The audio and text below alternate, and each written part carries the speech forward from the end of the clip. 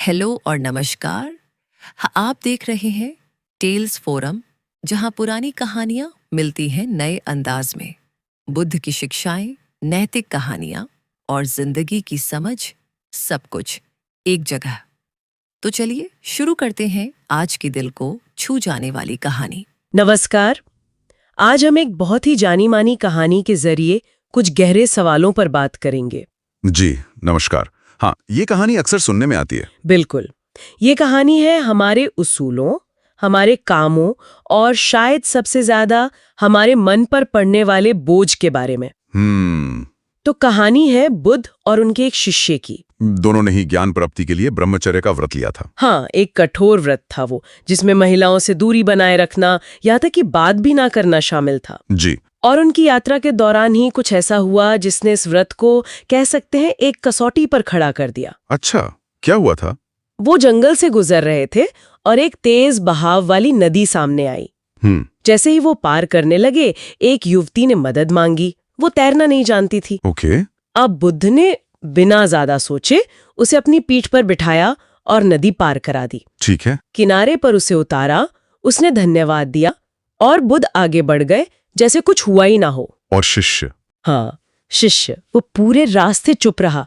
मन में उसके उथल पुथल मची हुई थी। समझ सकता हूँ, व्रत का सवाल था। बिल्कुल।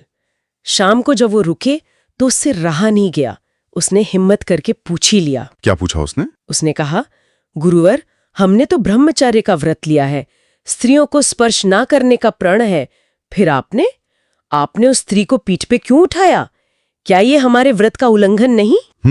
वाजिब सवाल, शिष्य के नजरिए से। हाँ। बुद्ध मुस्कुराए और बहुत शांति से बोले। क्या कहा उन्होंने?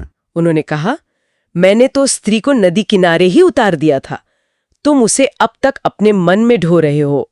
आहा, क्या बात है। इसी जवाब में पूरी कहानी का सार है। हाँ, मतलब असली बोझ वो शारीरिक क्रिया नहीं थी। नहीं, बिल्कुल नहीं।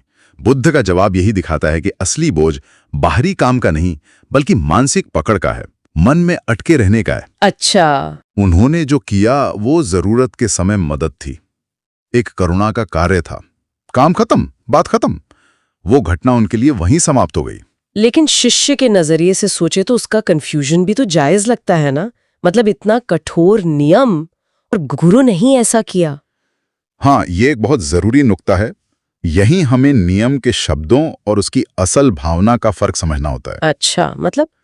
देखिए, ब्रह्मचार्य का उद्देश्य क्या था? इंद्रियों को काबू में करके मन को ज्ञान में लगाना। जी। मकसद ये तो नहीं था कि जरूरत पड़ने पर किसी की मदद ही ना की जाए, करुणा ही ना दिखाई जाए। बुद्ध ने नियम तोड़ा नहीं, बल्कि उसके गहरे उद्देश्य का पालन किया। गहरा उद्देश्य यानी अनासक्ति और करुणा। बिल्कुल।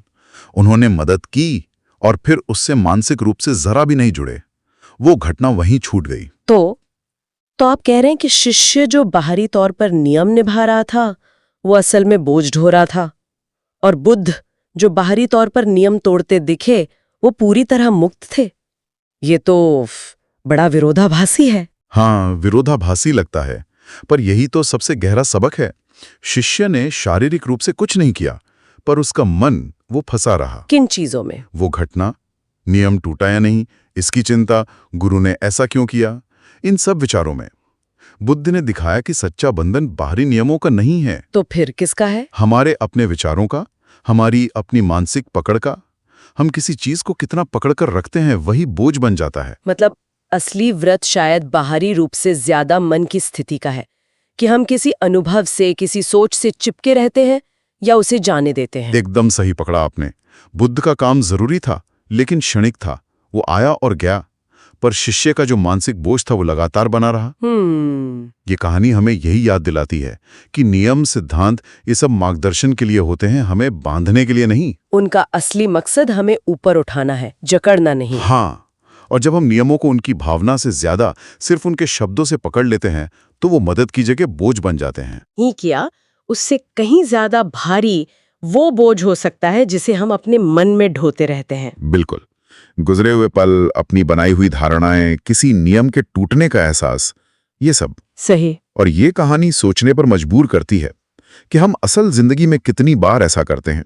घटनाएं कब की बीत गई, पर हम उनका मानसिक बोझ ढोते रहते हैं। हाँ, ये तो होता है। कितनी बार हम अपने या समाज के बनाए नियमों को इतनी सख्ती से पकड़ लेते हैं कि वो हमारी अपनी सहजता, हमारी करुणा या हमारी तरक्की में ही रुकावट बन जाते हैं, अनजाने में।